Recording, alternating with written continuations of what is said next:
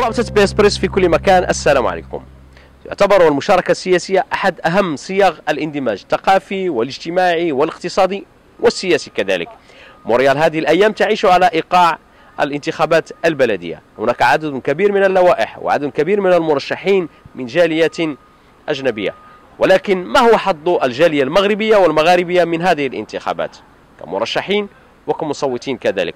بيسبريس التقت عدد من الذين اختاروا خوض غمار الانتخابات البلدية وسألتهم عن سبب خوض هذا الغمار وكذلك عن رأيهم في المشاركة السياسية للمغاربة هنا بكندا. المشاركة السياسية ديالي جات بعد الالتزامات كلها ديالي في الجمعيات، لا في الجمعيات الثقافية ولا في الجمعيات اللي تيخدموا مع المواطنين في دي دومين ديفيرون فيت. دونك علاش انا وصلت لهاد لا ديسيزيون هادي؟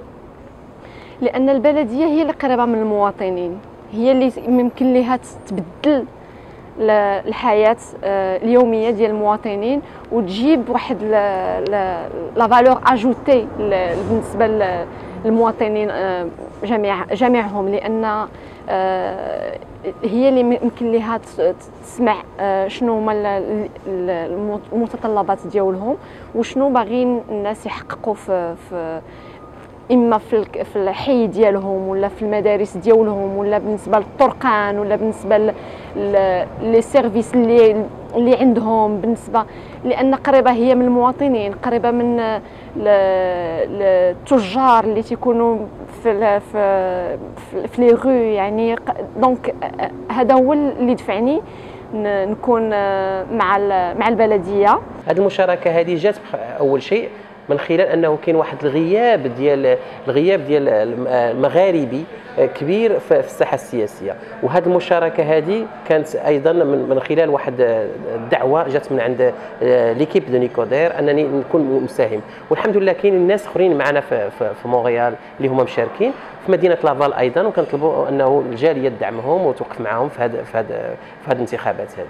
جو كروا à la notion de progrès social et j'ai décidé de m'impliquer dans les élections municipales parce que c'est le niveau où les gens vivent, la ville, le quartier, l'environnement.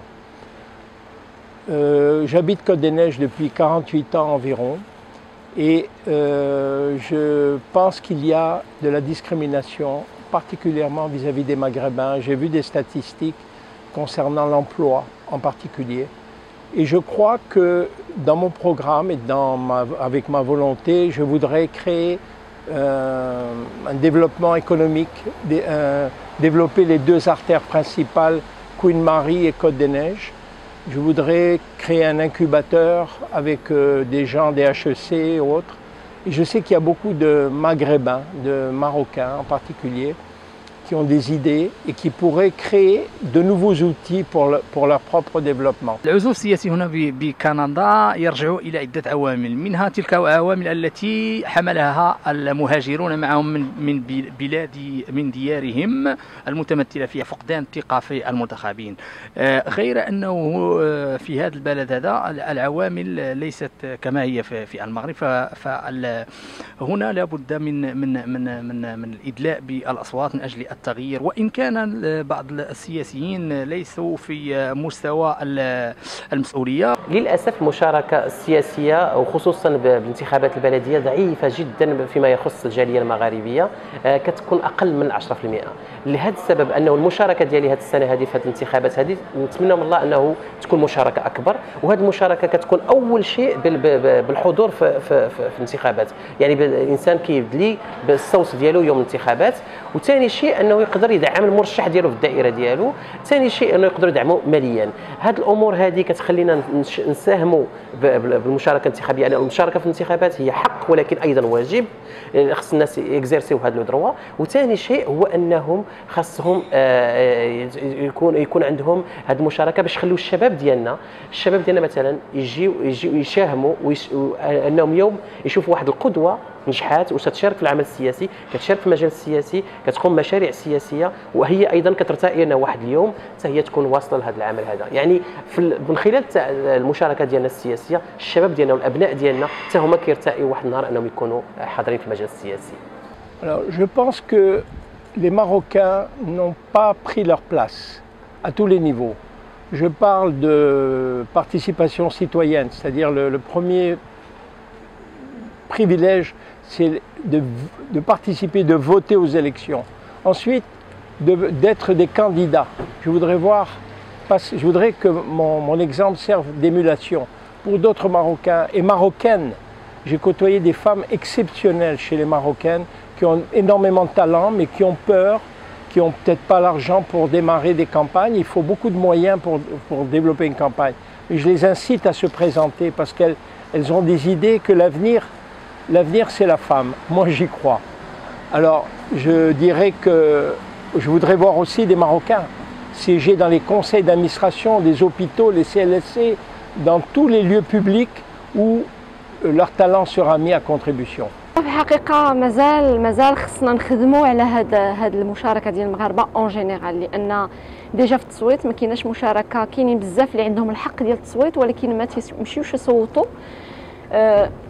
والاشتراكية حتى هي ديالهم باقا قليلة، لأن إلا شفتي شحال حنا دابا ديال المغاربة كاينين بالنسبة إلا قارنا شحال ديال المغاربة اللي كاينين وشحال اللي باغيين يترشحوا، ما كاملاش حتى 5% اللي كي ريبريزونت المغاربه. اذا انا النداء اللي غادي نقول لكم اليوم هو خاصكم تمشيو تصوتوا اولا، لان هذا حق، والتصويت ملي تنصوتوا تنجيبوا يعني الصوت ديالنا حنايا اصلا.